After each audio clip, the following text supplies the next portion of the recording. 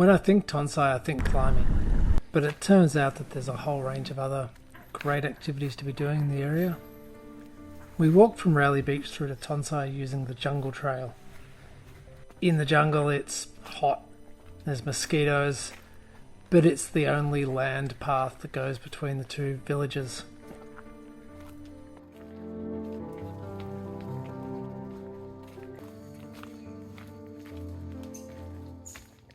As we walked, it was interesting to start to see electrical wires running through the bush. I began to wonder what that was all about.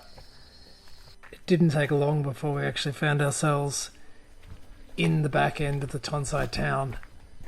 This was a real eye-opener. I had known that we were in an area where people weren't so well off, but we began to see the way they were actually living. On the outskirts of town, you were really struck by the poverty. The houses were makeshift. People were living without windows and doors. There's no power and there's no running water. Moving further into town, things become more formalised, although still you're looking at a very low budget place to be. Once you get onto the main street of the Tonsai town itself, it was a very different world.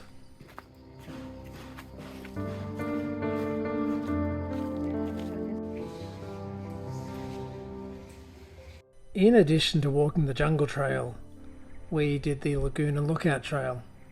There's a sign at the base that discourages people from doing this in wet weather or into the evening.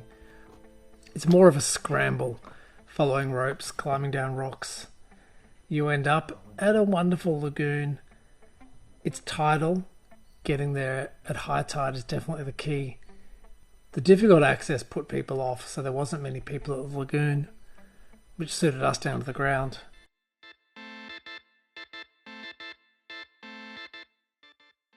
From the lagoon, we made our way through to the lookout. You get a great view out over the Railay township. On the way back out, we spotted some monkeys, and it was great to see them in the trees rather than in the town. Getting back into town, we also got an idea of why people are discouraged from feeding the monkeys. Someone had thrown out a packet of chips and they were feral. They were running up people's legs and overtaking the path.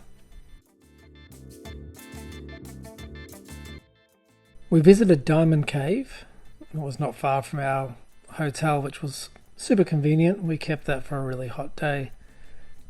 The cave was impressive. Lots of stalagmites and stalactite formations. The heat and the humidity could be incredibly oppressive. Swimming was always on the cards. The water's warm and it was a great place to just admire the rock formations. When the tide's out, you could walk a fair way. We scrambled between the beach and what had been islands at high tide. It was a great chance to find crabs in the rock pools. They weren't all welcoming.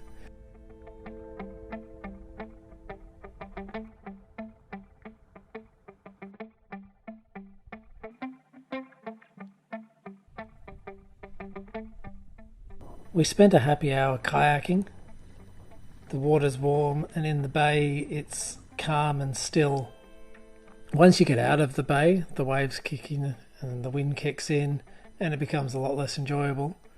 So we rapidly headed back and wandered between the islands where we'd previously been walking.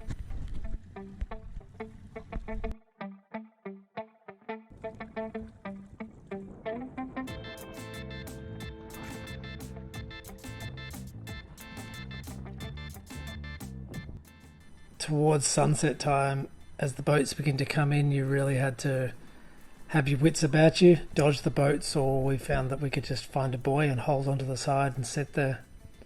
We watched the sunset before heading back into the beach.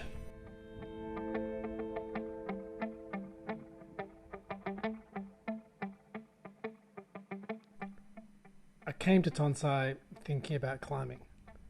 I guess if I'd done any thinking about it at all, I would have realised that there was more to do. So I'm glad that we've explored these other opportunities.